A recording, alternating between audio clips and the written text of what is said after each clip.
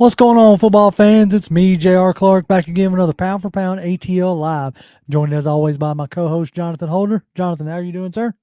Man, I am wonderful. Got my new bed installed today. There it is. And just I actually can't wait to go to bed for the first time in forever. Like actually go to bed and sleep. There it is. And as y'all can see down there on the bottom of the screen, we are joined by special guests, both members of Outta Ya Falcon Mind, John and Mike. Gentlemen, how are y'all doing today? I'm doing good. I popped in from out of town just to do this, JR. Man, it's like an honor. Hey, I appreciate it. We are honored, man. We are very honored to have man, it's you. always an honor and a pleasure to be on your show, man. So thank you for having us. Heck yeah, man. Absolutely. Well, Absolutely, man. Yeah, man. I might be distracted. So y'all know, full disclosure, I've got a 3-month-old puppy walking around. And he's knocked over the light like twice. He may knock it over again. I don't know what's happening, but he should be leaving the room pretty soon. As soon as my wife and son get back from their run, we should be good to go. So yeah, it's all good. It's all good. We will. Hey, we will power through, my friend. I think all of us at some point in time have had some form of distraction or another. So it is par for the course. What else is par for the course is we got head coach has been in here for a week now. We got the full 3 pillars have been installed. We got plenty of things to talk about. So without much further ado, let's just go ahead and get into it.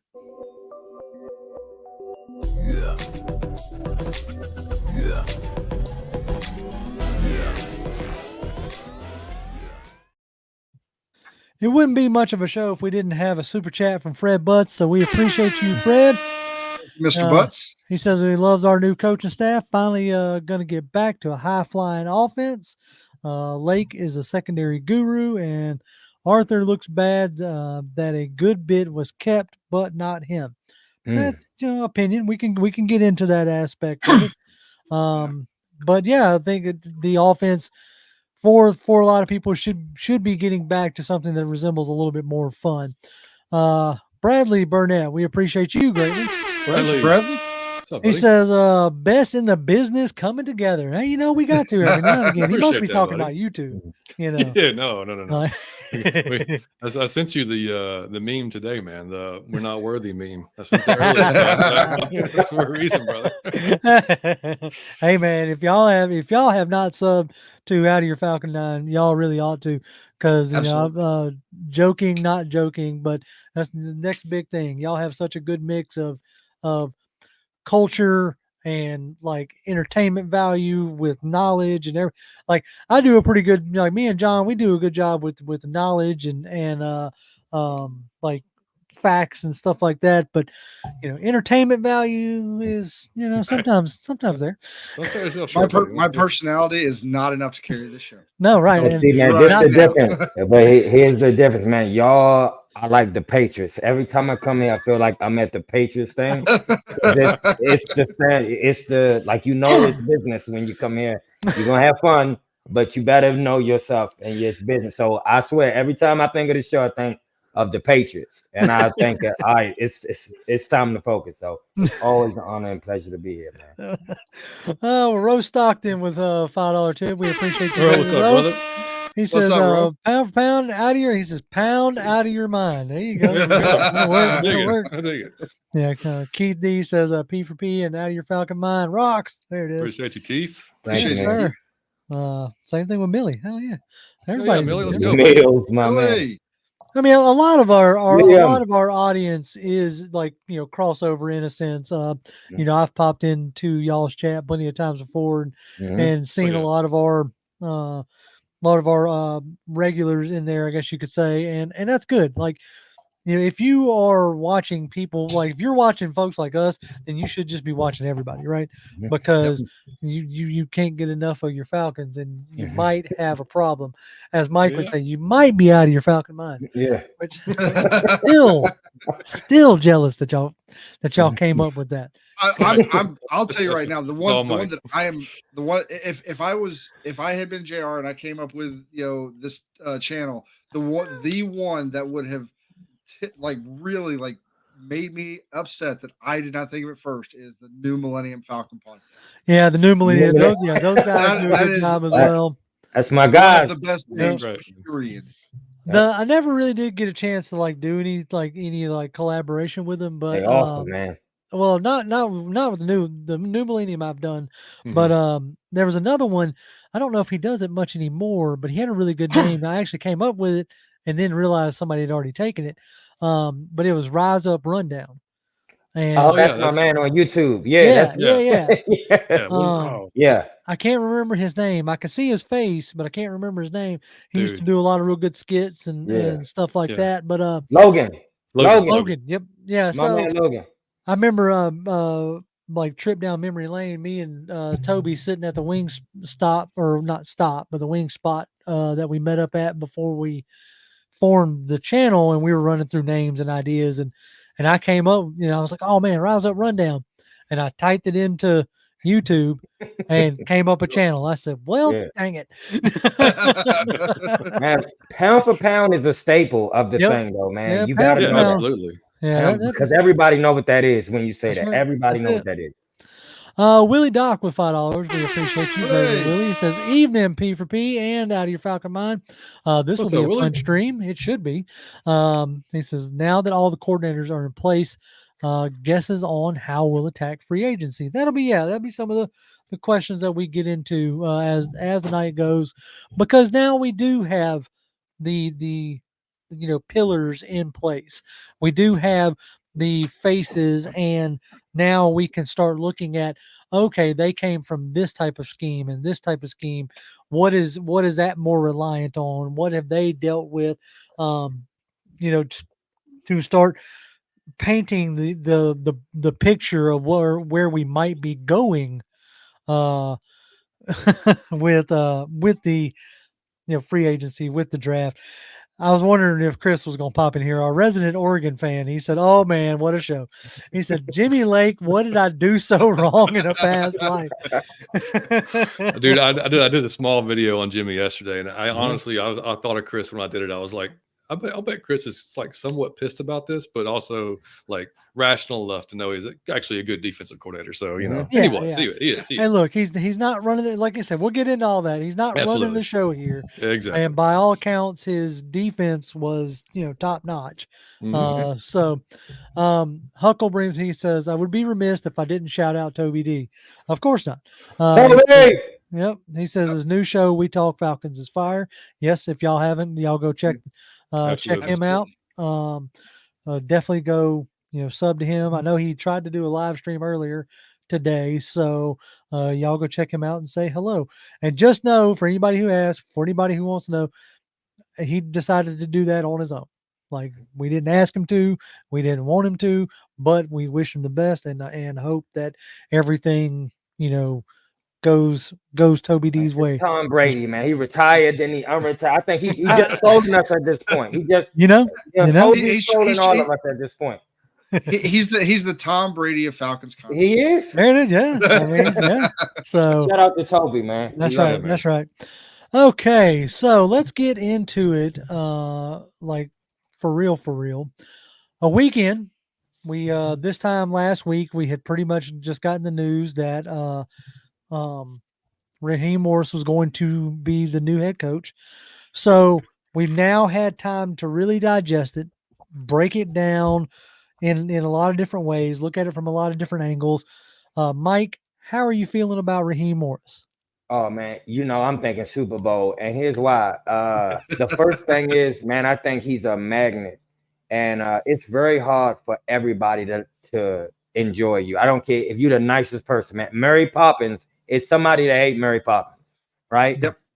So when everyone whose ass speak highly of you, man, that's almost impossible. And I just feel like it'll be a magnet. When everyone love you, man, you can get anybody you want to come here. And I mean, as far as players, the coaches, the everything. I hope he can, bring some cheerleaders in, some. I thought they were doing a pretty good job. Yeah, hey man, it could always be better. I got you. But no, I just think he's gonna be a magnet. And to me, I don't know his age, but to me, he's always young because of the face. Yeah. And he got young 47? energy. Yeah, he's 47. Man, he got young energy, man. He's gonna be running up and down the sideline. He's gonna be infectious. it's a great energy, man, and we need that in the city of Atlanta. And I'll be honest, from where the season ended, I thought it would be a long time before I could like rile up the team like the fans again. Right. And for it to be so quickly that we already like, okay, I'm in heaven right now, man. There it is. Okay. Yeah. All right. John Yates, week later, where you at? What are you thinking? I'm good, man. I love it. I think when he was hired, I think everybody's first reaction was like, okay, well, at least the folks that were kind of rational about it. Like we talked about in our show, the first guy we wanted, was Jim. But we didn't think Jim was really an option because of how much he seemed to love Southern California, and I didn't want Bill. I personally didn't want Bill. So next guy on the list for me was Raheem, because then it was just for what Mike just said. He's universally loved by players and coaches. And so when he was hired, the first thing I was thinking was like, okay, now what coordinators is he going to bring? Because then that was more kind of important to me, because for my head coach, man, like I don't need him to be a schematic genius. I need him to lead men. I need him to motivate men, and obviously know what he's doing. But like that's Raheem, man. That's what he's done. He knows the defense. He knows offense. He's been both sides of the ball. We all wanted him to go out there, and get Zach Robinson. And apparently that was already kind of a thing. Like when he interviewed, it was kind of like, oh, Zach's coming with me. That's the deal, so great. And then I wasn't even, Jimmy Lake wasn't even on my list of guys. Yeah, no, not at all. But hey, I mean, after researching and stuff, I'm good with it, and we'll talk more about him, I'm sure. But yeah, man, I'm excited, man. I'm excited about it. Jonathan, where are you sitting at? So before we hired him, I had, and even potentially even like still after the hire, like my still number one guy was, I wanted Bobby Slowick. Like that was the guy that I felt like was the best guy to go. Now we've just learned today he's following Ben Johnson and basically being like, nah, wait till next year maybe or whatever. I was gonna get into that. I'm like, what does that say? Okay, we'll sidetrack for half a second. Yeah. What does that say about the Seahawks and Commanders job? Like there's still 2 jobs left, and both the hot offensive coordinator names have decided to return back to the teams where they were coordinating. Ben Johnson in Detroit, and then Bobby Slowick just agreed to basically a new deal with Texans. So what do you think that says, Jonathan?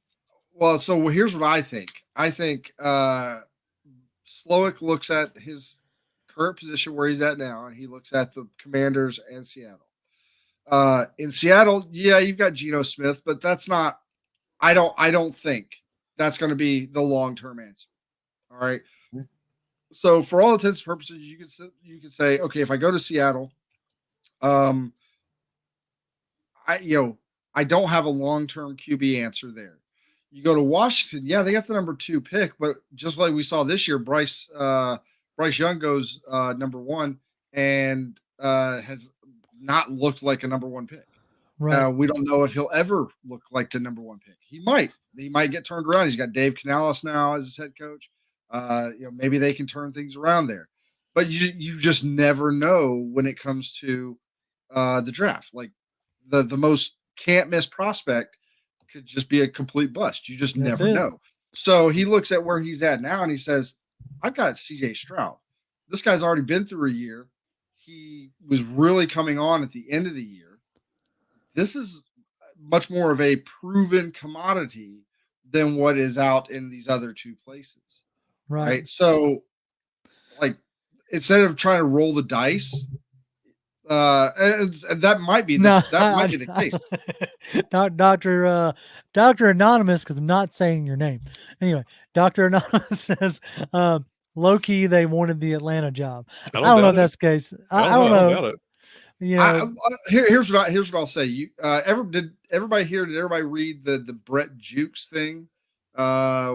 His like little tweet thread where he talked about about the process and everything, like after Raheem was hired. Like everybody in our organization knew this was a sought after position. Yeah. Right. Belichick, you can say what you want about other teams not calling Belichick. The most likely situation there was they reached out to Belichick. Belichick didn't want to deal with him, right? We got you. We got no, your okay, hold on. Damn, Go ahead. All right, look, hit him. Hold on. Now, I wonder if it's is it worth more or less because it comes from Canada? I don't know what the exchange rate is, man. I couldn't. That's like 50 cents in the US. Right?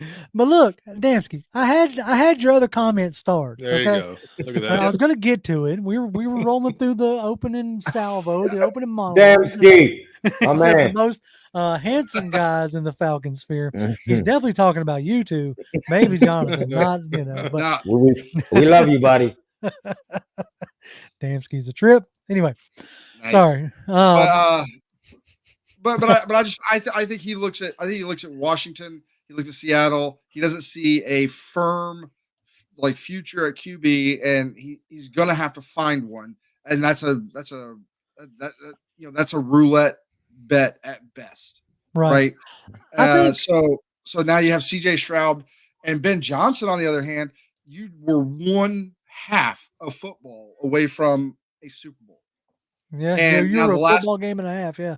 Yeah, well, but Ben Johnson. Sorry, I was thinking Ben Johnson was a half of football, and now the last two games that they played really good first half. Did kind of petered out in the second half.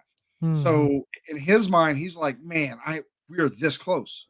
Right. Let's come back. Let's run it back again. Let me show everybody, for one, that I can do it again, and two, I feel like we have a really good team here, a really good foundation, and there's something I can do. And let me go get my ring, and then I can go and pick wherever I want to go. And see, that's not to dominate with just us two talking, but that's the thing. Like we talk about with QBs in the draft, right?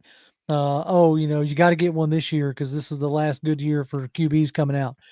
These guys, I think a lot of these guys are starting to realize, hey, look, every year somebody's getting fired.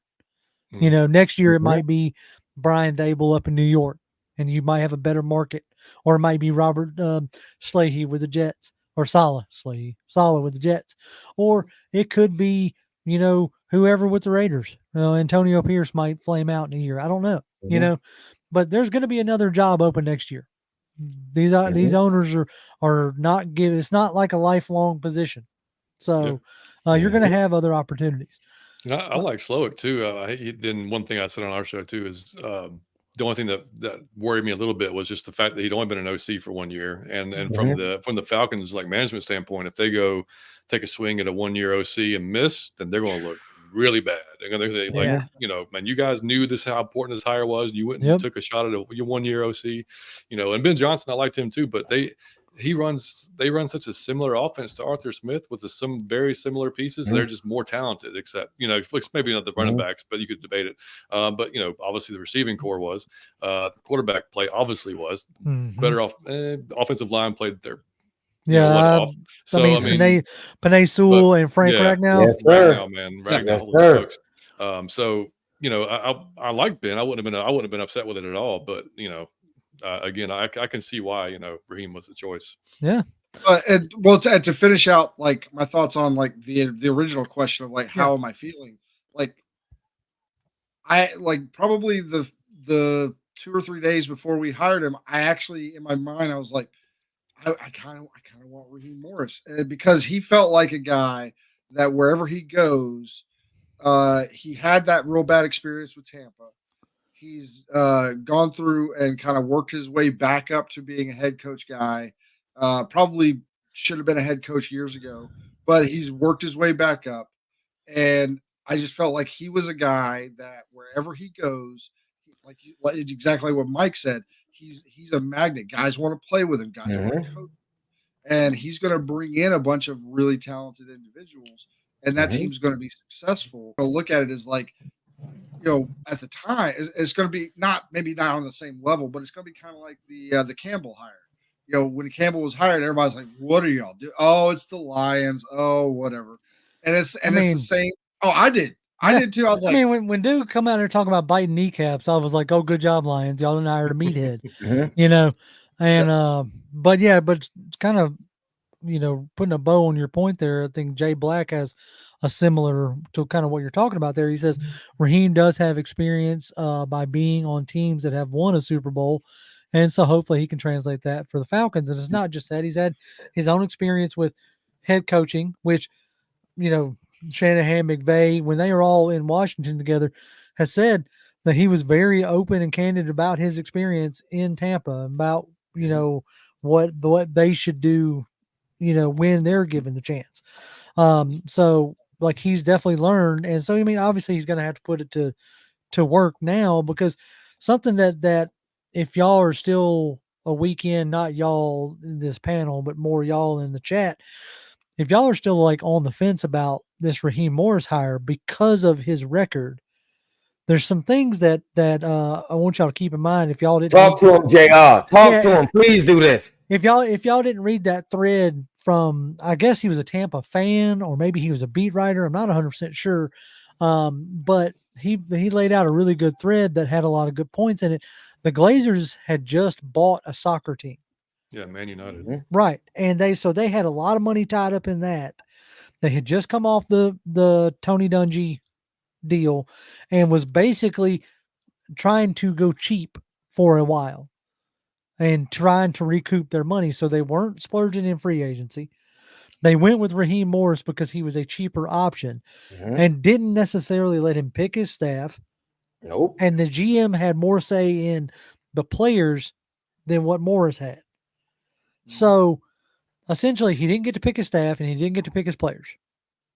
So the fact that in his second year they won 10 games, they just so happened to be the same time the Saints and the Falcons were, you know, winning 11 and 13 games.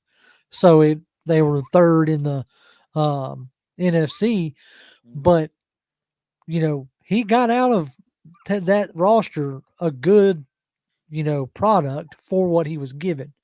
And then I was listening to the PFF guys talk about, because, you know, obviously Zach Robinson was on their staff for a little while.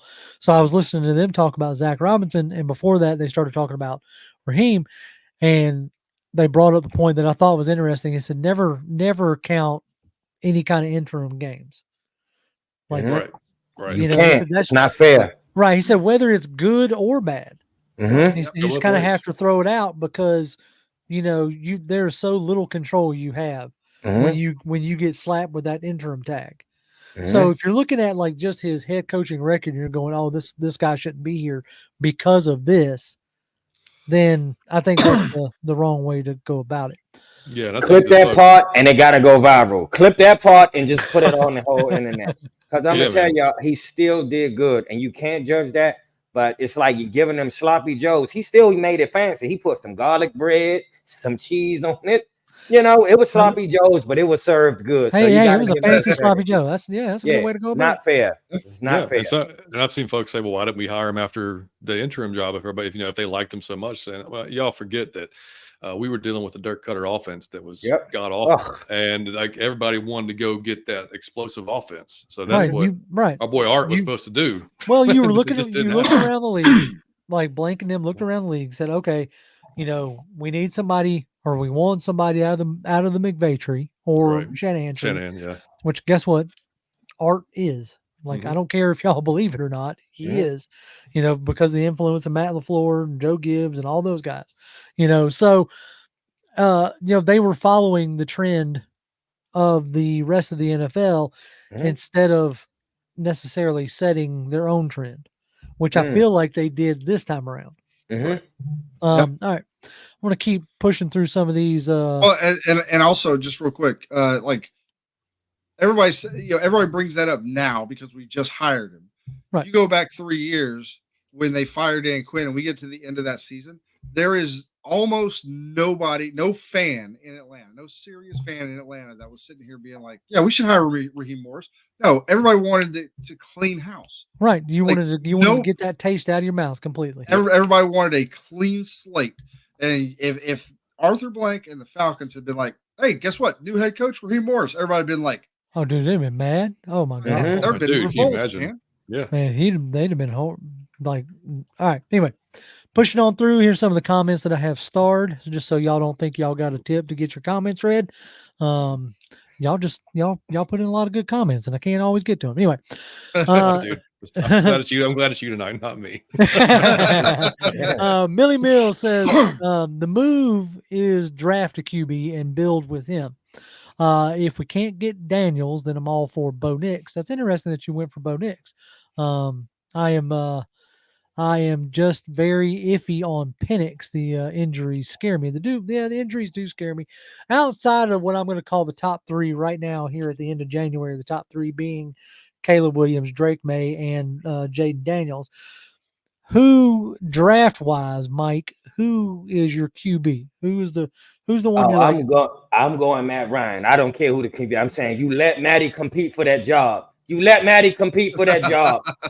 You bring him out the booth and you let Matty compete for that job. You give him and look. I know. You see that? I'm with you. Okay. You let him compete, and then number two, if we win a Super Bowl without Matt Ryan, he get a ring. I don't care who the quarterback is, but it's only right you get that man a ring. He get a ring.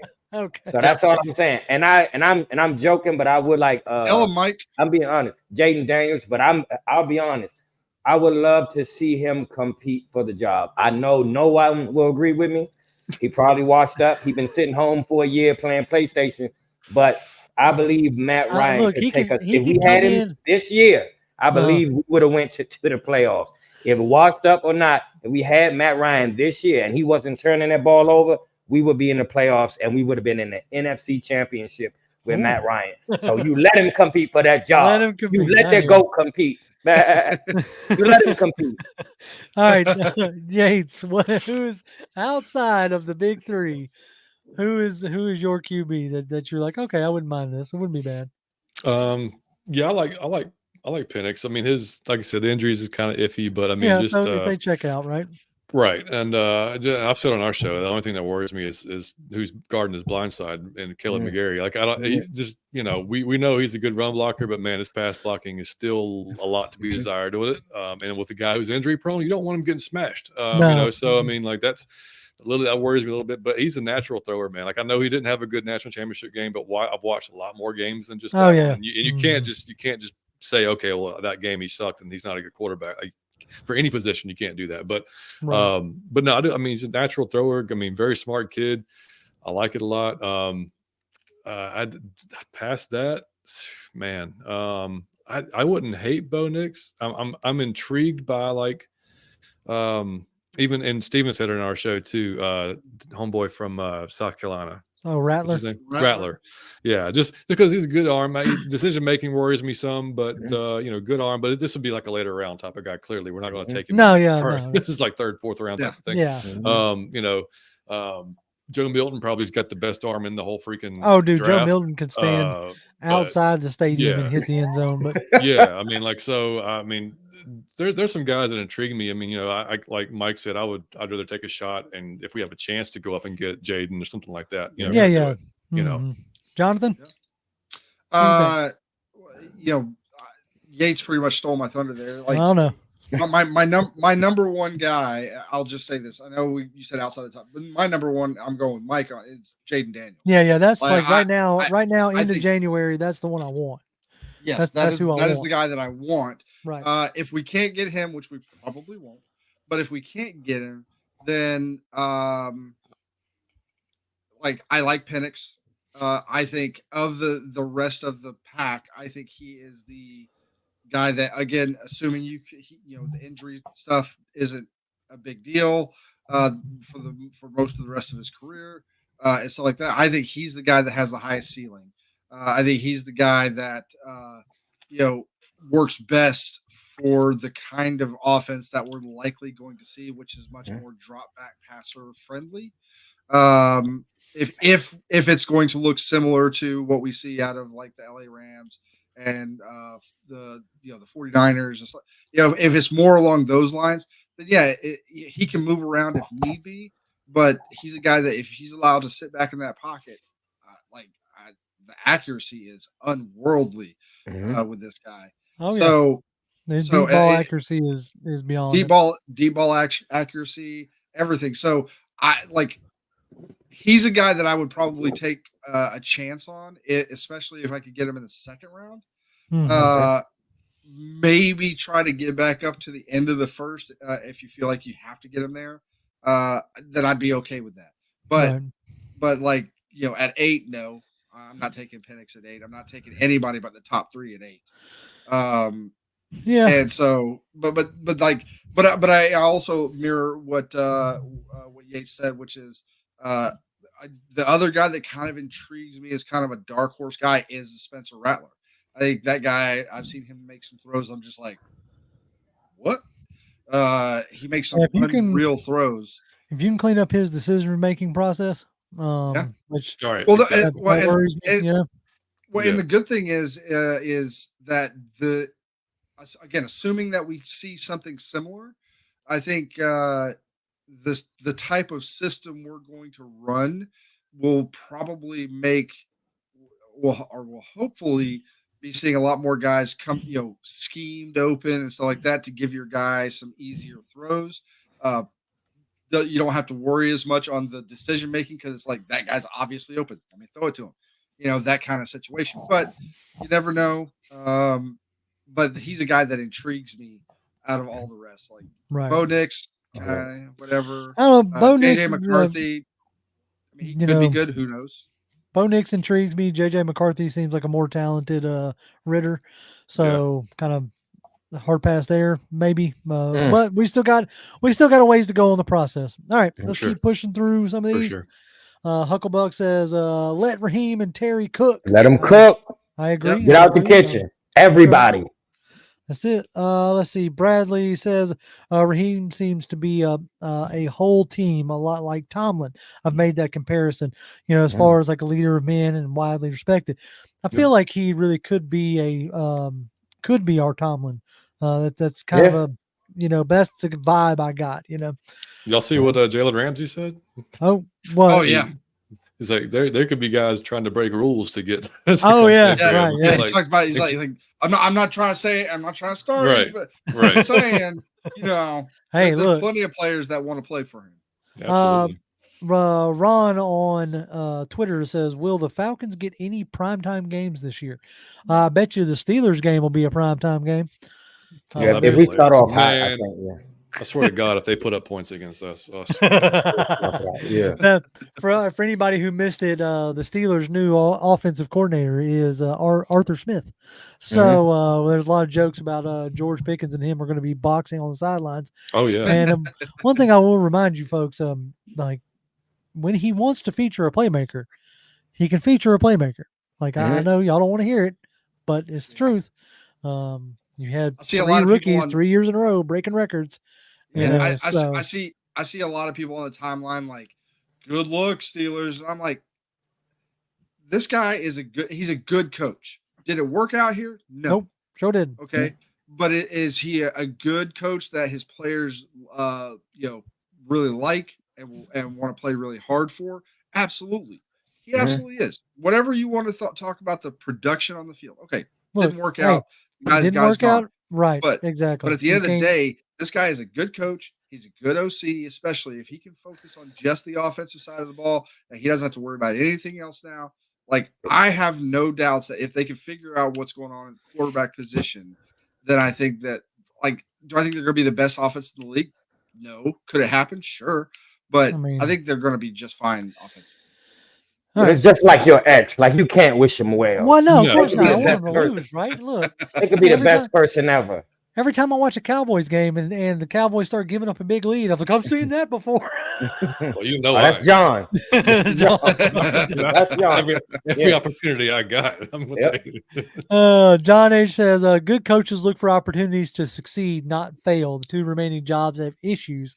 If DC moving to Virginia and the others has owner issues. So, yeah, if there's like management style issues, especially with the Commanders having, new ownership group, people don't really have a read on them yet. That might be what's holding them up. It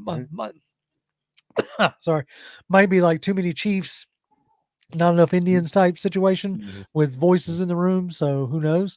This is a face we don't. Well, go ahead. Well, this like, to me, Slowick and Johnson, they did what they felt was the right move. Canales going to Carolina feels like a young guy who's like, there's only 32 of these things. Let's go grab one. That's what it feels like because we'll see how it all ends up. It might be a great signing, and they may do great with him. But at the end of the day, that feels like Tepper wasn't going to get anybody else to work with him. No. And this feels like a guy that, like the one guy that everybody that was like, I can do this and I can do that. It all merged with whatever his thoughts were. See, no, I agree because but what Canales may not be thinking of, how long is it going to take you to get that second opportunity? Look at Raheem Morris. Yep. So something else that these other guys got to keep in mind. This is a face we don't get very often, Miss Carrie. Carrie, what up? Hey, what's going on? I know why she's here. She's not here for us. She's it's a lab, man. Pound for pound. That's all right. All right, Fred Butts, we appreciate you again. He says, Mr. Butts. There it is. He says, I still don't think Ritter was a problem with Yates being moved to QB coach. His actual position tells me that Ritter wasn't being coached right. Well, it also tells me that everybody in the building identified Dave Ragone as part of the problem, which we had said most of the year. But just to kind of put a little extra thought here, like everybody's like, TJ Yates, why was he doing wide receiver this? Why was he's a QB coach this? What he should be doing? And it's like Raheem Morris. I mean, you look at the head coach. Raheem Morris has been wide receiver coach, offensive passing game coordinator, defensive passing game coordinator, defensive coordinator, defensive backs coach. He's been all over the place. Like if you're a coach, you coach. Hey, now, and that just adds to your resume. Like later on, if he wants to put it out there, he's like, I've been a QB coach, I've been a wide receivers coach. So like that diversity of experience is nothing but helpful. Guess what side of the ball everybody's favorite Bobby Sloak started on? On the defensive, right? Yeah, defense. Yeah, defense. Yeah. Like you get in where you fit in. As far as coaching goes. Chris says, go get Zach Robinson, Lad McConkey. That kid gets out of a drought so quick. Yeah, if y'all watch any of the stuff that has come out of the Senior Bowl, like Lad is uncoverable so far today. I have wanted our own Edelman, Amendola. I've wanted our own one of those guys that's just like go out of the slot and you can't. Yeah, he's gonna figure out a way to get open. That's right, Johnny Yates. Yep. Johnny Yates could just run up. He could stop at the first down and he could turn around. Possession receiver, Johnny Yates. He gonna get you 8 yards. I mean, he's buffed up enough. All he's got to do is go out there and just. That's what I'm saying. Get around him. Just flex on Johnny Yates. Flex on him, John. Proud for the team, man. 6'1", 210. I'm telling you. I mean, that's what I'm saying. I still got some ups. I got 3 to 4 good jumps before I blow an Achilles. There it is. You can get us something. There it is. 1-2 games. Dave says, any word on the D-line coach? No, we haven't gotten a lot of the positional coaches. We know that TJ Yates got moved to QB coach, and we know that Dewayne Ledford was kept. We know that Marquise Williams was kept as special teams coordinator, and Michael Petrie was kept as running backs coach. So, Jay, I got a question. Yeah, buddy. For you, because man, you can answer this. And like I really want to know. It's like, should you pick a QB coach before you have the quarterback in place? Yes, and the reason why I say that is because a good QB coach should be able to mold whoever, right? And when you're thinking about TJ Yates, remember whether we like to want to bring up the name or not, he was very instrumental in the grooming. Well, that sounds bad. Let me choose a different word. In the molding tutelage. I like that one. That's better. In the tutelage of Deshaun Watson, because he was the QB coach in Houston when Deshaun got hired, or not hired, when he got drafted. Yeah. So. He's already had experience with grooming. God, don't use that word with that man. Anyway, with tutoring. Yeah. Teaching a young QB out of college, right? Especially a young, talented one. So, which is probably now also keep in mind, Zach Robinson was a QB coach for the Rams as well. Mm-hmm. So it's somebody else. Oh yeah, it was our next comment. Millie Mills says PFF said this morning that Zach Robinson has an eye for QBs and he knows which guys have the traits to succeed in the NFL. Okay, so if Zach Robinson, who we feel like has an eye for QBs, think about what Zach Robinson did out in LA. He got, especially last year, maybe don't think about this year, maybe think about last year. He got 4 different QBs ready to play when Stafford went down. Warford, he got there was another guy, I can see his face, I can't think of his name. Baker is one of them. Yeah, and then Baker, he got Baker ready to play and win within 2 days of Baker getting to the building. Okay. So that right there tells you that he can like translate well the playbook, get the guys ready to go. And so if he says, okay, this is I want this guy to stick as my QB coach, then that gives me some confidence in TJ Yates's abilities to. I got you. You see what I'm saying? Does that make sense? Yeah. So let's see. Okay. That was all the ones. He was on Mahomes before anybody was on Mahomes. Right. When he was the PFF. Like he was like, Mahomes was kind of like, yeah, he's got a good arm, but he's gonna be a project. And he was like, no, man, this guy's gonna be legit. And right. Yeah, he was right. And another thing that you can think about, like as far as Zach Robinson himself goes, he was on a college staff that was, and he wasn't on staff, he was a player. He was the QB for one of those like bleeding edge college teams, the ones that were extremely innovative. And I'm talking about Oklahoma State with Gundy, and he was dual threat quarterback, ran through doing the RPOs, like all that bleeding edge stuff, especially for that time back in the early 2000s. So him having an eye for QBs makes a lot of sense, and he was highly coveted. And the fact that he wanted to be with Raheem Morris should speak volumes to anybody who's listening. Because he interviewed for, and not to mention Raheem, just say like he wanted to be with Raheem. The thing that got me on board with the Raheem thing quicker than anything was the when I heard there was a guy that came on like the day he was hired, maybe the next day, and he said like, I was literally talking to Raheem the day that Jim Harbaugh got hired, and Raheem was telling people like, hey, get talk up these other guys to these other teams or whatever, because so I can get to Atlanta. That was Ryan Clark to be here. Yep. That's the thing, is like, man. Raheem wants to be here, and Robinson wants to be with Raheem. Like there's a part of me that when Smith got hired, when he was putting because this is a major part of a head coaching job, right? Is putting your coaching staff together.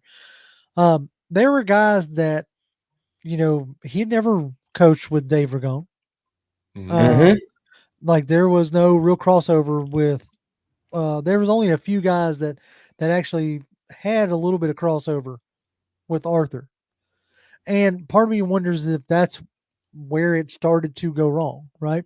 But who knows? I'm not in those meetings. I don't know how important that stuff is.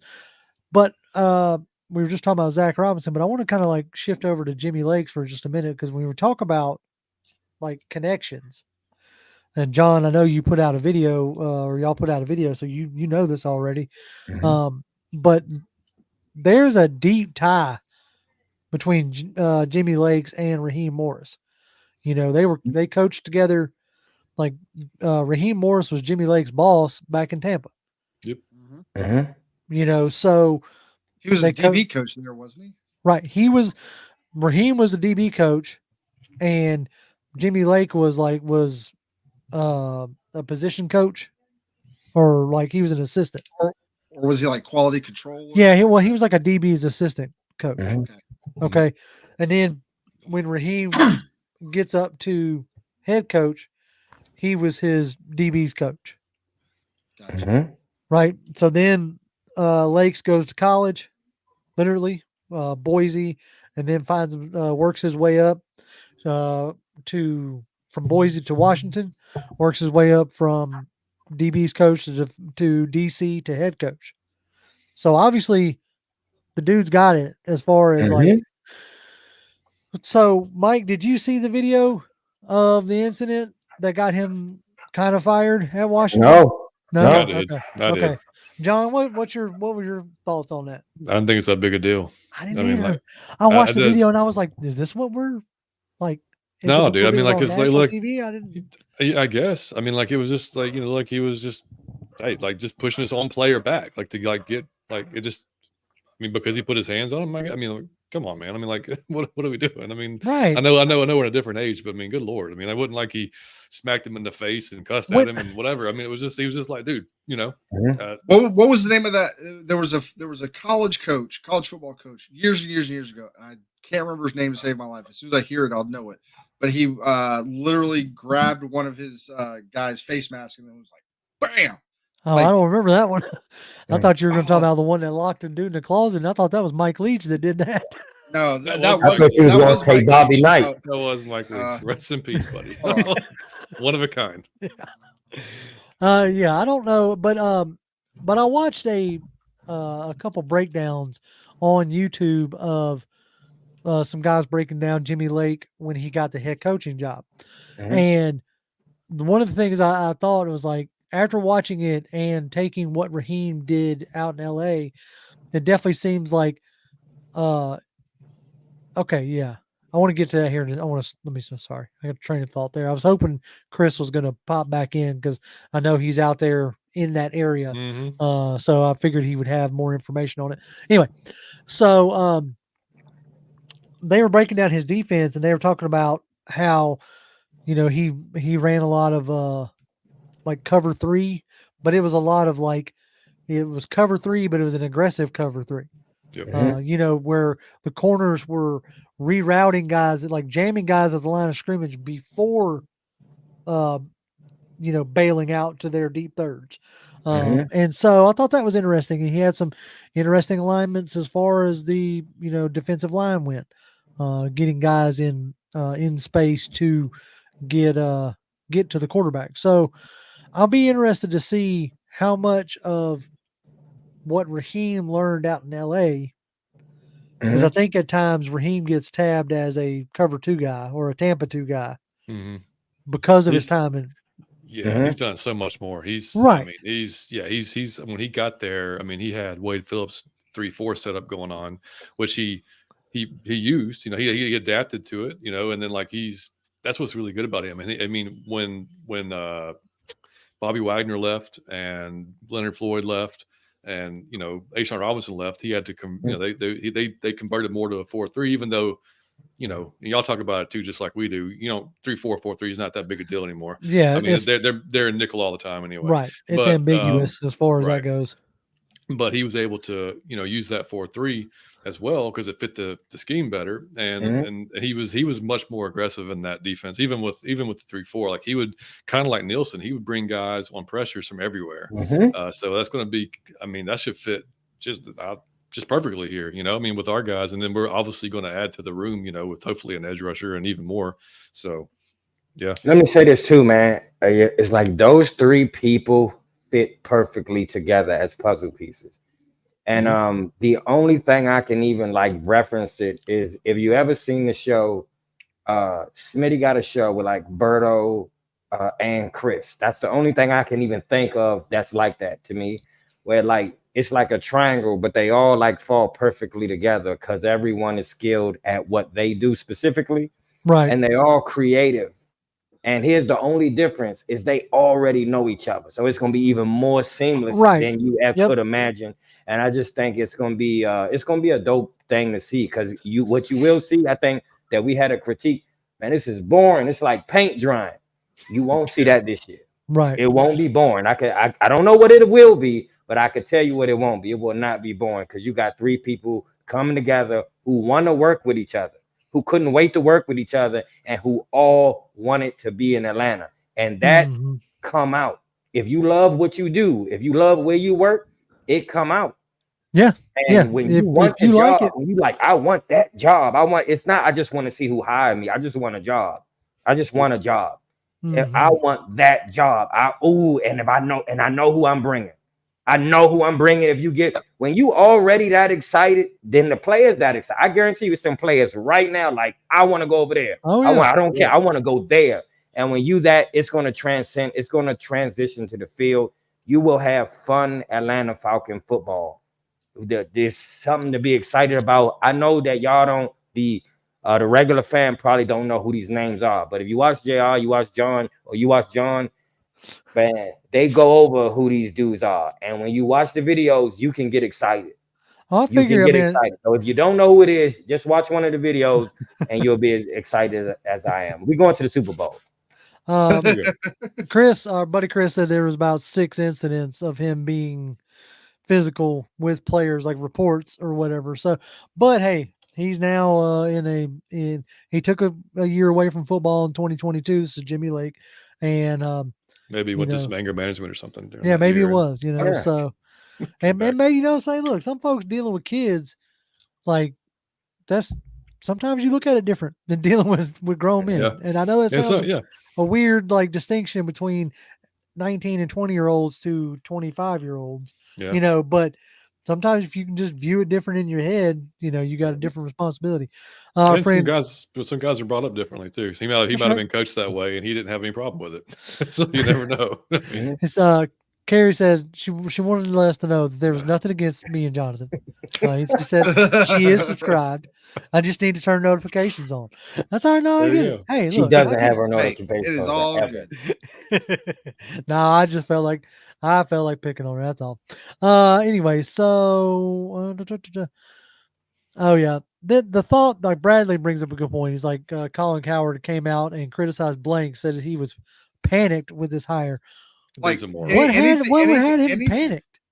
Anything Cowherd says, I'm almost always going to be like, well, it's probably the opposite, right? Like that guy does it. I don't know if I've ever seen him legit like have a correct take. Now he'll come on and say he was correct later. Oh yeah, I mean, of course. Definitely not concerning Atlanta. Damn, John said I'd never seen him have a correct take. Damn.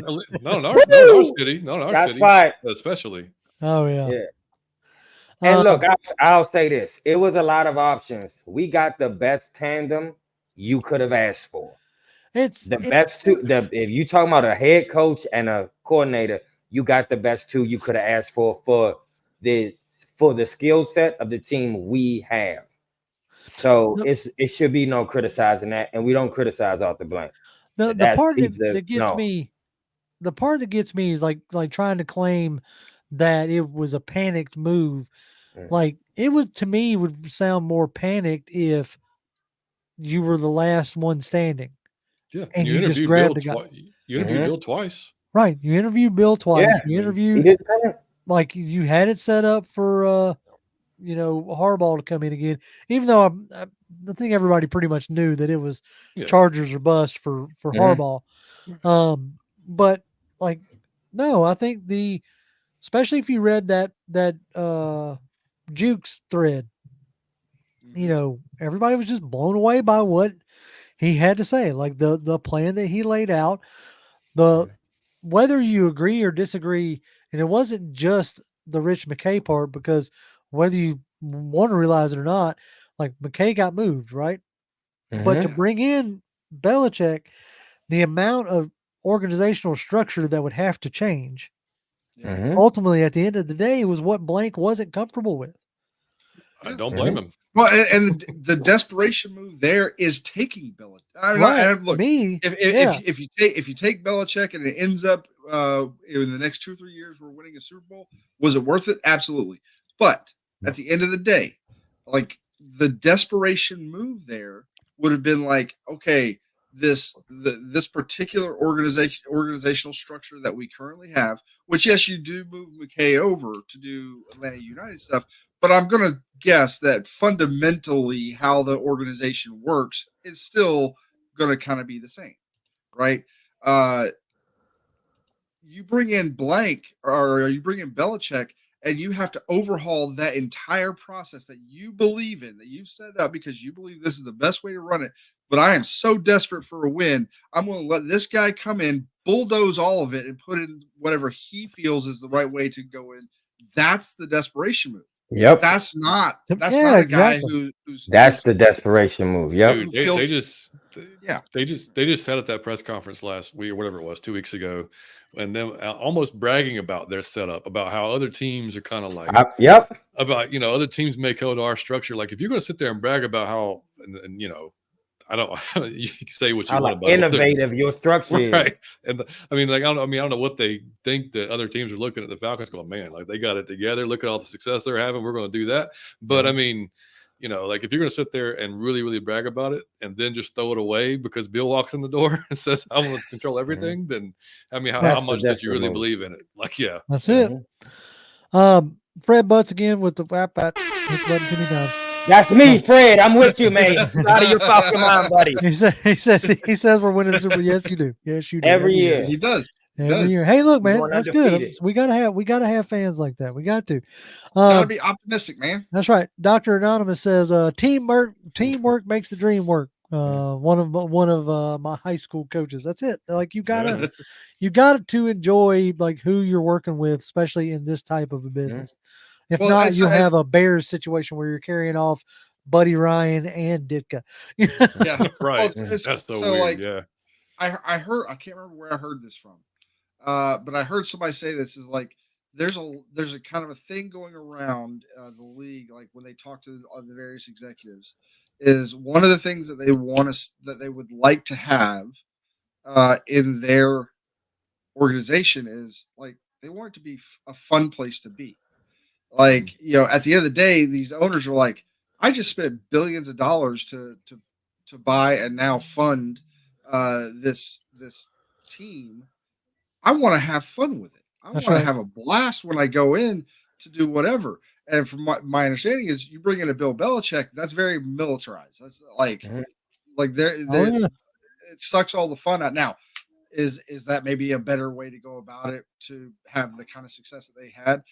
It helps when you have a Brady, but yes, like maybe that works for them. But at the end of the day, I think a lot of teams and a lot of players like want to be in places where they want to have success, but they also like just like anybody, just like all of us, we all don't want to go into a place where we're just like, oh, I gotta go into work. Oh my God, you want to be, you don't have to be like, man, I can't wait to get to work today. But you just at least you just need to be like, all right, I got to get up and go to work. Cool. Let's go do that, and I'll come home and whatever. But you want it to be a fun place to work with and fun people to be around. John H says Jonathan is right. Blank prioritizes entertainment and a good time. I mean, you have to because it's Atlanta. That's it, baby. You have to There's because you are in Atlanta, and the fans will check out at halftime and stay. They will stay in the stadium. It's too much to do in the stadium. Oh, it's fun. Oh man, you could just stay in the stadium and hang out, have a blast. You could take pictures. You could pose with stuff. You could see exhibits. It's a $1 billion stadium. The fans will check out, and it's Atlanta. The strip clubs is open, like the Waffle House is open. It's all type of things open. Dude, there's so much to do in this city that you're competing with on a day-to-day basis. You're competing. Yeah, and Arthur he's done the best thing for competition because the guy he brought in, you will see fun. I know that I don't know like the age of everybody, but when I started to see this, it was because they was having fun. I was a child. And I said, who's that dancing? And who's these rappers on the sideline? That's how I became a fan. It was the most fun team I had ever seen. I didn't even like football. But who is Andre Rison? Who's Deion Sanders? Who is Ray Buchanan? Who is Jerry Glanville? Who is MC Hammer? Who is Evander Holyfield? Who is all these people lining up on the side? I couldn't believe it. They was dancing, having fun in the locker room. That was a different squad. You won't see that, but you will see something similar. We're going to have a blast this season, and we're going to the Super Bowl. Let's see. We're going to keep right on rocking. I saw a good – I meant to start, and I did not. See, pro tip for anybody that has to do this, or not has to, who finds himself doing this, when you see a good comment, go ahead and start so that you don't lose it. Don't be all like, I'll remember, because you won't. I saw somebody this was way earlier. and they said,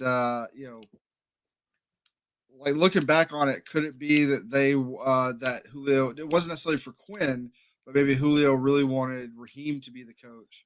When that didn't happen, he was like, all right, I want out, yada, yada, yada. Now that you got Raheem, it's like, do we bring Julio back for a year? Let him. John, you talking about language, man. I'm about to do pound for pound. I'm going to be the third member on pound for pound. You talking about language. Hey, I'm going to go ahead and call it. If you bring Julio back, don't put an 80 number on him. No. Oh, no. Like I was watching a breakdown of Philly's game, and JT O'Sullivan, who I absolutely enjoy watching, kept saying like, whoever this number 80 is, I'm like, that's Julio Jones, dude, and you don't recognize him because he's wearing some weird number. Looks terrible. It looks terrible. And I'm not even one of those like numbered aesthetic people, because I know like our boys Damsky and they're always the ones with the, depending on what visor they have, if they're going to the Hall of Fame.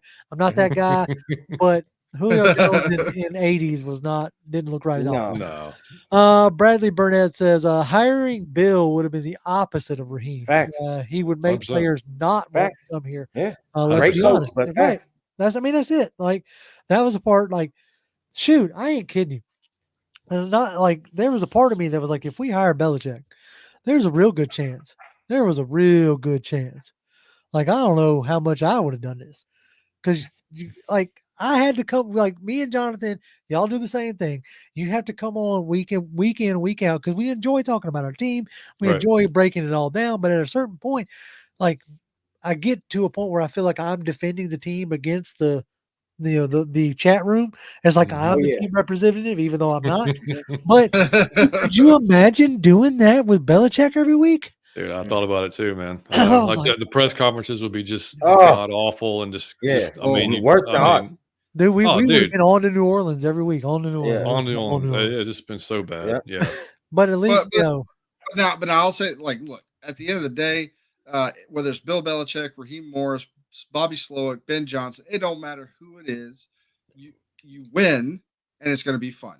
Oh, of course. Belichick can come out and be like, well, it's on to this team. It's on to that team. He can be snarky. He can mumble through whatever press conferences he wants to mumble through if he's winning.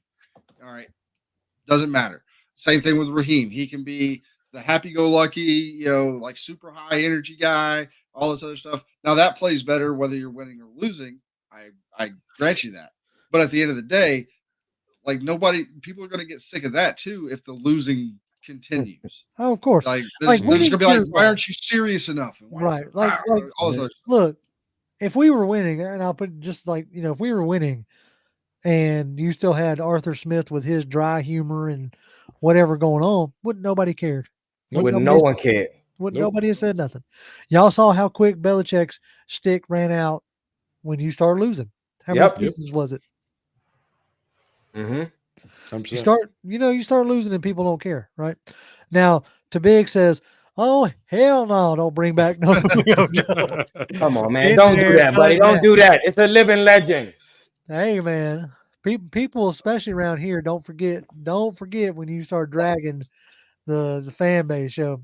Yeah, like I will say this: if Julio had not been out on live TV, saying, nah, man, I'm out of there or whatever, and then, and even then, I could let that go. I could just be like, look, he wants out. That's totally cool. You want to be it. You want to change jobs. Cool. All right. Then when he leaves, it's like he doesn't say anything about, thank you for your, thank you to the fans. And then when he finally does, he does it on a Texas or a Houston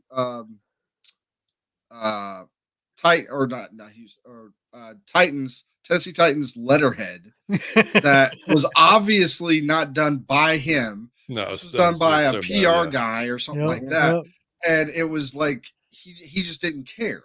And like, hey, cool, you don't care? That's fine. I don't care about you anymore. That's like how I look at it. Like that's what Anonymous is saying here. They said Julio did us dirty, but I kind of don't blame him for wanting out. I get that. My Falconness won't allow. Okay, man, my Falconness will not allow me to badmouth this man. Okay, he could set a church on fire. I'd be sitting there like, I didn't see nothing. Hold on. I didn't see nothing. Look, I don't know how it caught fire. It was real hot outside that day. You start setting I didn't buildings see on nothing. fire, and we can't look. We Yeah, are no longer. This is not Sweden during the 90s and like weird death metal culture. We're burning down churches. Thank you very much. We're not. Hey, JR, question for you. What's up, bro? Young, would you bring him back if he came back at the lowest possible? He just wanted like $1 million. He was you talking about like a going, vet minimum kind of deal? yeah, like the minimum. He just want to be. He don't want to start. He just want to be on the team. Look. I personally don't care if we bring him back or not. Okay, personally don't care.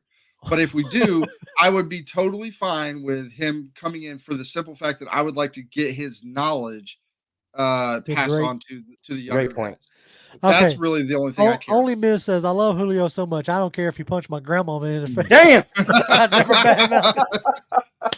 Sorry, Nana. Oh, Sorry, man. Nana. You That's get great. punched. That's good stuff. Man. I mean, you know what? I'd bring him back, I guess. I mean, I wouldn't like be, burning my jersey or nothing like that. And you know what I'm saying? Like it wouldn't move the needle for me one way or the other. Yeah. Because the last times you have seen him, whether it be with Tampa or whether it be with the Eagles, up there in Philly, like he's definitely a shell of his former self. Yeah. There's like, it would be a PR move and that's it to bring him for back. jersey sales. Exactly. And so in that, whatever, let's see. Sorry, Julio.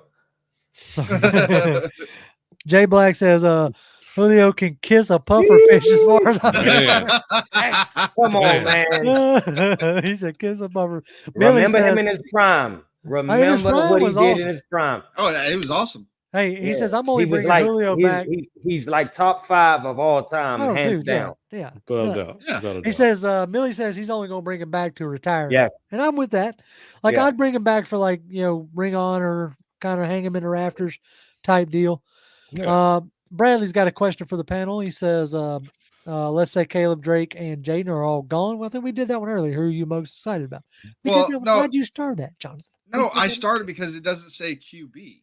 Huh. If we were to stick at 8, okay, who fine. would you be most excited for at 8? If those we'll switch it then. Non-QB. Say we do something crazy like sign Fields or trade for Fields or sign Cousins or whatever. We handle. Or we plan on drafting a JJ McCarthy or whatever. Like okay, for the series for this question, let's say we handle QB outside of draft. You have your first overall pick, number 8. Who you going with? We'll start with Mike and move around. Mike, who you going with?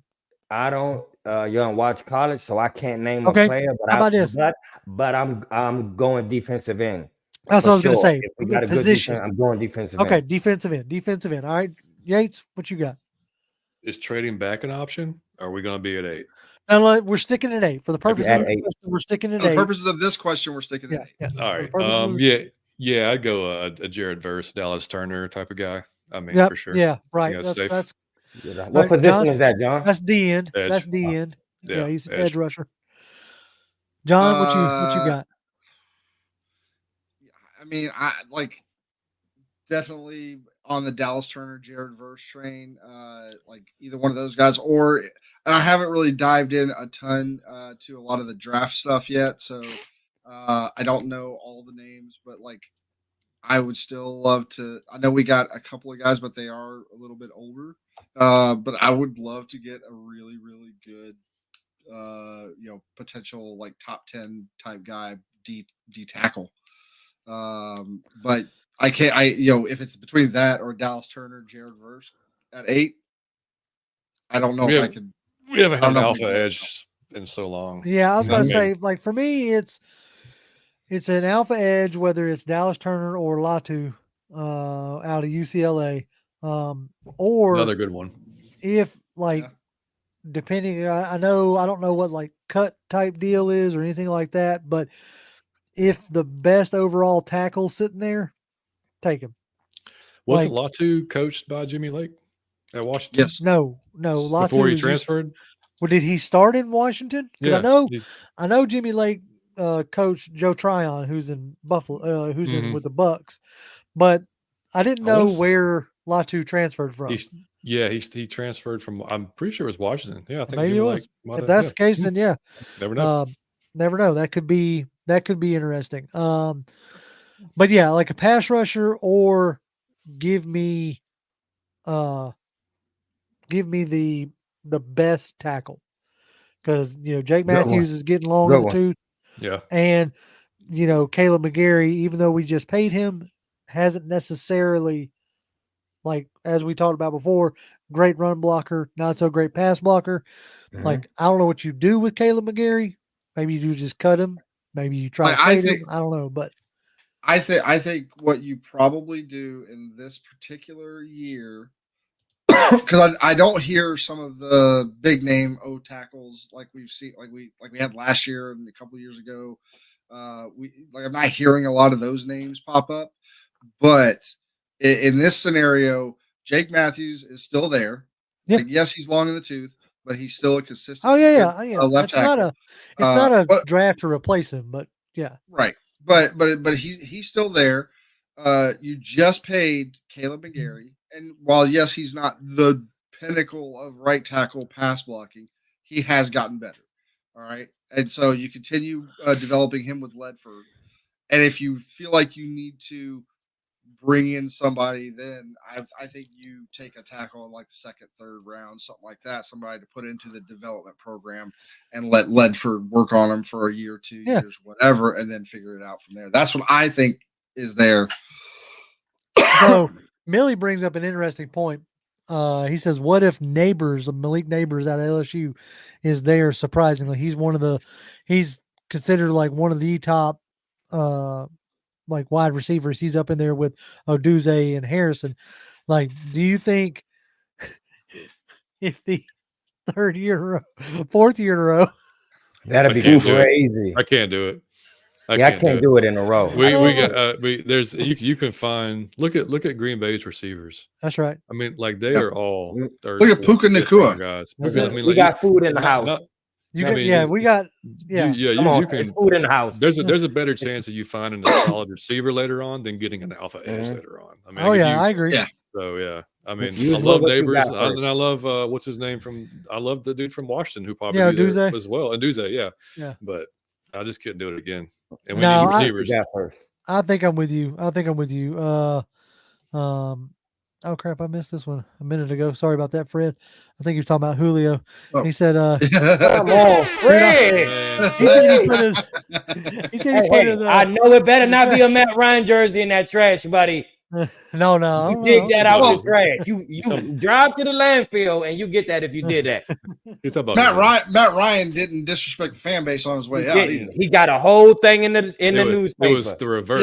Yeah. He's it was the reverse. He loved us, and he still do charity work here. He love us. Oh he yeah, that. Matt Ryan is he's definitely Atlanta, and definitely class act. Like, you can't ask for much better than that. Mm-hmm. But no, I myself am. There's a part of me. I know he's polarizing in a lot of aspects, but there's a part of me that really would like to see if Zach Robinson could turn around, Justin Fields, just because I like the storyline behind it. Mm-hmm. With him being, Georgia kid, with him being, having 3 rough years, the Bears casting him off for the chance at another generational, like the story person inside of me says, man, that would be just a lot of fun to, have that rebuild kind of deal.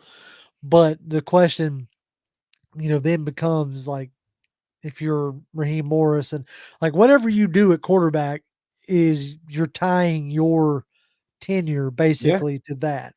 So like art.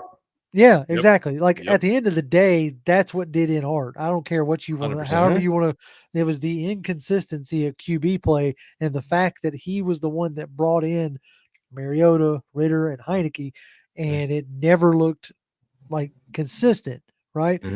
So with that being said, like if they could turn, I know, like I'm already getting it,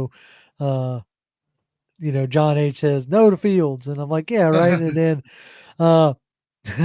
Kenneth, I don't know, man. I've been watching Kenneth like quotes. He says Fields not coming to Atlanta. Ritter is QB1, dude. You're gonna have to let that die, dog. You're gonna have to let that die. Look, I'm sorry. I was on Ritter train as long as I could possibly be. Right. And when I started in the all 22, man, that's when I really started looking like, man, like, we can get on Art for some play calling, and it goes for Taylor too. Both those quarterbacks left so many yards on the field that upper level quarterbacks just would not. And coaching will help, sure, but your coach can't be next to you making a decision for you. That's right. When you're throwing a ball, so like that was just rough. That was rough. Like I said, at the end of the day, I want like my pecking order at January 30th, right? We still got plenty of time to go. So my pecking order is top of my wish list is Jaden Daniels. Like every game I watched of his, whether they won or lost, like he was doing something special. And, whether it was like creating with his legs, whether it was throwing bombs, whether it was throwing like he's accurate at all three levels with the throws. Like, I don't think he's better talent wise than Caleb Williams, but if the SEC means anything, like he did it for 2 years in the SEC, right? Yep. And so like that's the top of my wish. And then it goes.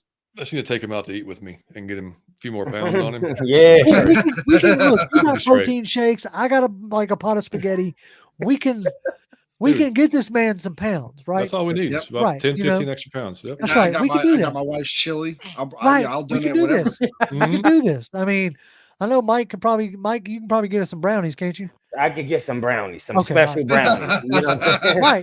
I can get that man some special brownies. You get him some brownies, and then he'll want the chili, right? Exactly. He'll want the chili. Want everything at that point.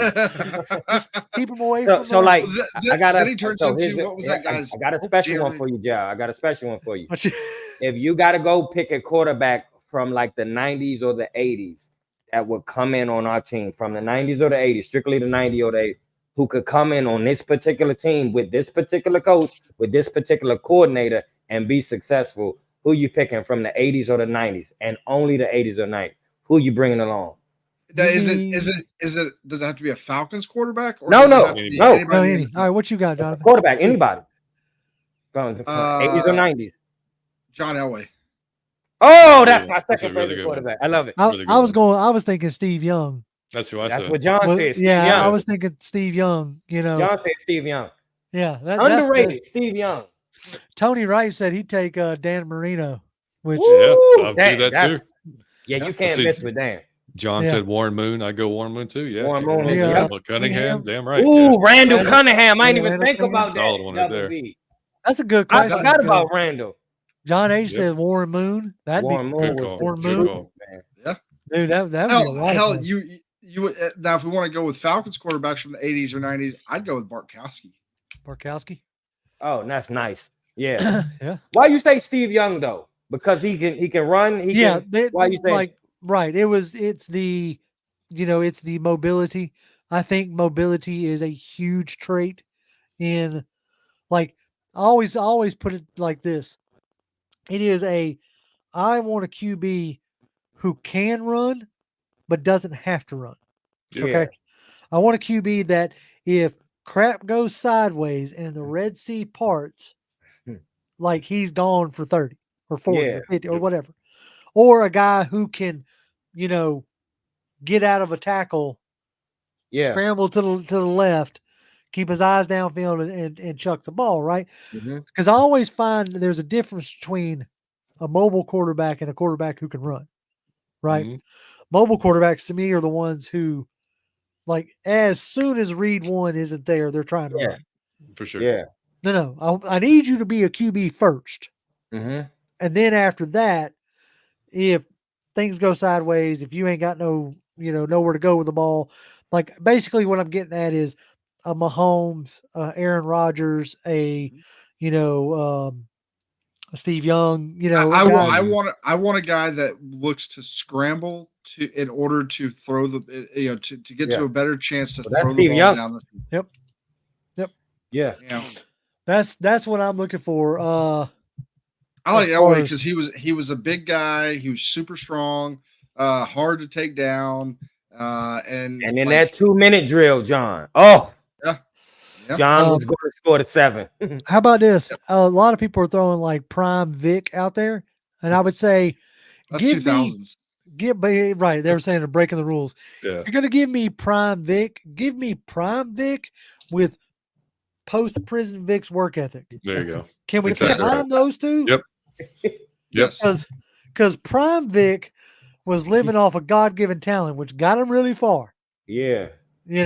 But can I get Prime Vic with post-Vic's with the mental ethic? state? Yeah, right. Like that would be, man, only imagine that would be a deadly combination. Like, could you imagine if Vic had the kind of drive and determination of either, whether of Brady? Oh, dude. Have that kind of chip on his shoulder? Oh my God. He would have been the best ever. Yeah. Yeah. Exactly. No, he would have been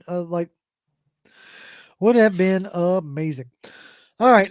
Well, I think we've done it. We've went further than we normally go. It's out of your Falcon mind and pound and pound. You got to go overboard. A little bit. Hold on. Before we get out of here. All right. What you got? Right. We don't normally do this stuff, but I want to, it's a special occasion. It's the collab here. I want to go around the room here. We got the Super Bowl coming up. San Francisco, Kansas City. Who you got? Can both of them lose? Yeah. So all right. So we'll we'll go in reverse order here. JR, you go first. Okay. All right. What I put on Twitter is I am taking who I want to win is I am taking Brock Purdy and George Kittle, just because I like those players. I really do. I like what, especially George Kittle. He cracks me up. Like he's just a goober, and I like it.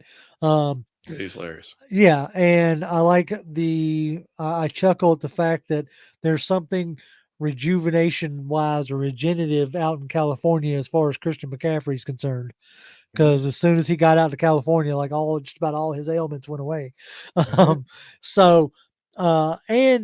after listening to more podcasts especially the Play Callers podcast, Kyle Shanahan isn't as big of a prick as he was here in Atlanta, as he came off here in Atlanta. You can definitely tell that being a head coach and losing 2 Super Bowls in the fashion that he has humbled him in a sense. So I don't have nearly as much hate in my heart, so to speak, for Shanahan and a lot of people do. So I will say I'll take San Francisco because I'd much rather root for Mr. Irrelevant and George Kittle over the next Tom Brady and Patrick Mahomes and Taylor Swift. I'm good about the guy Patrick Mahomes. I always took you for a Swiftie, dude. No, not even a little bit. Okay, look, if they end up getting married and live happily ever after, her career is over, dog. Okay, because the only thing that she can sing about is a bad relationship. Yep, that's true. So, but yeah, and plus, come on, 4 or 5 NFC or AFC championships, and already he ain't even 30 yet. 20 freaking 8, man. Can you leave something for the rest of us? You know what I'm saying? So yeah, Bob says, it sounds like jealousy. Yes, very much so. Yes, absolutely. If I'm a Kansas City fan, I'm looking at this and so right. What? Yeah, this is awesome. He's the greatest quarterback that's ever lived. Nothing against you, John, but it's like Alabama fans. Okay. Yeah, man. Look, y'all had Saban. I understand. And all the rings and everything else. Okay, look, time for something else, something different, right? So I was so wanting Detroit to win, but they pulled the Falcons and just couldn't do it. Yeah. No, Dan Campbell pulled his Kyle Shanahan. Is what happened. Yeah. Well, they called him Dan Gamble for a reason. Anyway, so Mike, he thought he was already in Vegas. Yeah. I'm going young. I cannot root for my ex to win. I just can't. You can't host the trophy. If you was over here and we didn't win it together, I could never root for you. I can't. If the man, to me, and I know it's not solely his fault, But to me, I'll never forget because I know me, I would have been in tears. It would have been the best day of my life. I was going to take off work for a week. It really meant something to me, man. I understand that we all play around that, but it means so much to us, and we had it. We had it in our hands. It's like whatever you dream of, you had it in your hand. Oh yeah. And it's like to have the person who's responsible for taking it out your hand. I could never look at you again in the eyes. I don't want you around me. That's always something I take personal. But I love Patrick Mahomes. I think that we've never seen that. So I say, so you got to give Brady respect with Drew Brees and like the GOATs, like Peyton Manning and like Matt Ryan and like Rodgers. You got to give them. But we all knew year one that we had never seen nothing like this. And that's so rare of a thing, but we all like, oh, you know what? He is better than them. He just haven't played as long. Right. So I'm like anxious to see what he can run up. Like I want to see if he can get like the Jordan hand with all the rings on the hand. Yeah. I think he can do it, and I just don't go against Pat Mahomes. He's fun to watch. He can throw that ball on the run back across the field. It's always suicide to do that, right? Except when one man do it. He can throw it spot on. You're never supposed to do that. He can throw that as a dart. So I don't go against, and I love Reed. He's just the most classiest coach to me. I love him to pieces. So I ain't going against Andy Reid, and I'm not going. And I love Travis Kelce. And I didn't think Taylor Swift was cute, but the more they show her, I'm starting to get a crush on her. So I can't go against her. They're converting you to a Swiftie, Mike. Dog, and I hate her music. I think her music sucked, but I didn't even think she was cute. And the more they show this lady, I'm like, she is really gorgeous, to be honest. So I'm not going against her. All right. Yates, who you got, brother? Yeah, I'm with Mike. I can't go against Pat. And I mean, look, that Super Bowl was my kid's first memory of football, and he woke up crying. He woke up crying when I told him that he lost the Super Bowl. He went to bed when it was 28-3. So he thought we had a win. Yep. And he woke up. He said, "What was the final score?" I'm like, "Dude, we lost." And he starts crying. And so, like Mike said, it wasn't his own fault, but man, run the ball 3 times. Like I know, run it. Just like Dan Campbell on this weekend. Like I know that's how you played all your life. But bro, this is the game to go to the Super Bowl. Like now, change it and just go up 3 scores and call it a day. There was a part of me that, like, when they went for it instead of going for that field goal, like I felt that same feeling again. I was like, "What?" I was like, "What are you doing?" Exactly. Go up. I'll say this. Man. I knew as soon as when Brock Purdy threw that bomb to Ayuk. And it bounced off the face mask of the Detroit Lions defender, and Ayuk caught it. And he didn't score, but he caught it. And I was like, "They're going to lose this game because I have seen almost that's that Edelman. That's Edelman. That's Edelman. That's the following year against Philadelphia when freaking the safety, I can't remember his name, jumps up for some ungodly reason, like I'm gonna jump up and shove my knee at the ball, and then it bounces off his knee right to a Philadelphia receiver, who then makes a big play out of it. I'm like, Keanu Neal, that's what it was. And I'm like, oh, we're gonna lose this game, because when stuff like that happens to you, at that point the football gods are not in your favor, and they don't like you today. At some point, they're gonna make your life miserable. That's what they talk about when Kittle was talking about that momentum thing. There ain't a PFF analytic for that. Sure. Yeah. Okay. Yep. There ain't a PFF analytic for dang. Yeah. DFS says that's Liam. That's my kid. That's Liam. Look. F. Shanahan, he made me cry. Made us not have a Super Bowl. I never get over it. Back up off that F now. You ain't paying taxes yet. Never get over it. That's why I typed F. He didn't go full way. There we go. All right, I'll let you slide on that.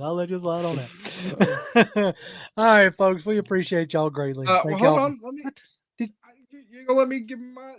You did though, didn't you? No, I didn't. I went right to you. My bad.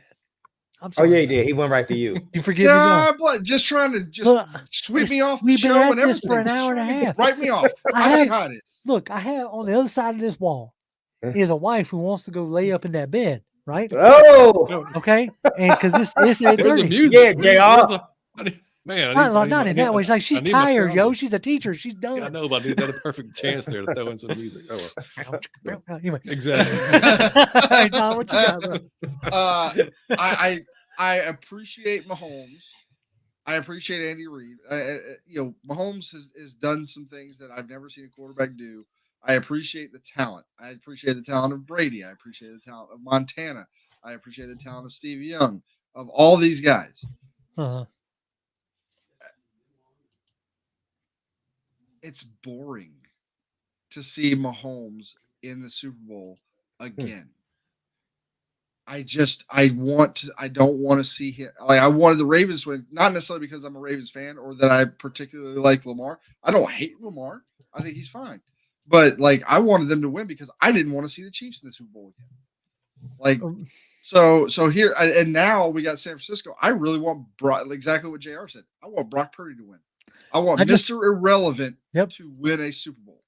I just want I am a perpetual like underdog champion. Puller. Yeah, whatever you want to call it. Like if everybody and their mama is talking to me about, okay, perfect example. I've never watched the movie Napoleon Dynamite ever. You know why? Oh man, because when it came out, everybody wouldn't stop they wouldn't shut up about Napoleon Dynamite, and it hit a point where I was just like, whatever, I don't even care anymore. And it's kind of hit that same point of like with Mahomes. I'm glad for Chiefs fans. I actually think they're good. They really are. They're a good fan base. Loud stadium for a very long time. The Chiefs weren't a very good team. So, but dadgum, you know what I'm saying? Leave some for the rest of us is all I'm trying to say. I mean, look, if I'm a KC fan or if I was a Pats fan during their run, do I ever want that to end? Is that ever boring to me? No. But as a fan of anybody but those teams, yes, it's boring to see the same team in the Super Bowl or AFC, NFC Championship game, whatever, for every single year. It's boring. I want to see new guys come in. I want to see them win. Yada, yada, yada. So, shout out to Lake Dawson. I just had to get that in there. Okay. It's a childhood hero of mine. Carrie agreed with you, Jonathan. She said, my past friend said, is this what it's like, what it feels like, seeing that's exactly what it felt like to see y'all winning. Yep. That's exactly what it is. It's just I don't think the Chiefs are going to keep it up for the same time span. Well, so but yes, this is what it felt like during that ridiculous reign. Fred just wants next everybody year, to know though, that hey, Falcons Chiefs Super Bowl. Beat us. He says Falcons Chiefs Super Bowl. Now beat us. He says, damn Kyle Shanahan. I get it. I understand. hate runs deep. That's all it is. All right, look, I'm leaving. I'm going. I'm out of here. We know everybody on the left. So, Outta Ya Falcon Mind, fellas. We appreciate y'all joining us. John, Mike. Man. It was a blast. Man. Yep. Tell folks where they can find you if they don't already know. Yeah, man. Y'all can find us on YouTube, Outta Ya Falcon Mind, man. We'll be on Thursday night, 7:30 as usual, and we do one show during the off season during the week, unless some news drops, and we'll maybe whatever happens, we'll throw a show together, or we'll put out a video, or who knows what. But we still keep it going, man. So we have fun over there, and we'll have these guys on pretty soon, of course, in the off season. Like JR said, it's easier to have guys, easier to collab in the off season for the most part. So it's just the schedules are, we're not worried about games. So man, we always love coming on with you guys, man. Anytime y'all want us, man, just holler. We're there, man. Heck yeah. Absolutely. Mike, where can folks find you at, brother? I have no idea what the name is, but it's on TikTok. It's Outta Ya Falcon Mind. I don't know these things, man. Okay. You put me on the spot. But it's just TikTok, Outta Ya Falcon Mind. I have no idea what look, y'all just just look for Mike. He'll be there. Yeah. Okay? Google Outta Ya Falcon Mind. I'm sure there it is. And as always, Falcons fans, y'all can follow me on Twitter. I'm at Grim1128, GRIMMM1128. Jonathan? At Jonathan M. Holder. Come by and say hi. There you go. I just got access to the Senior Bowl stream, like practice films and Shrine Bowl practice films. So I'll be diving into all that. And like in the comments below, like after the stream and all this other jazz, let us know what y'all want to see this year. Like, I don't always want to do the same thing. So if y'all like, oh, hey man, I'd like to see y'all do this or do that. Like drop a comment down below so that we are keeping y'all thoroughly entertained. I mean, much better to have 100 different minds thinking of ways for us to make content instead of two. Hey man, it's called crowdsourcing, and I'm good at it. Hey, man. Anyway, goes for us too. That's it. All right, folks, we appreciate y'all, and as always, you can follow. We'll be back live next Tuesday with another show, and as always, Falcons fans, rise up. Rise up. Peace. Rise up.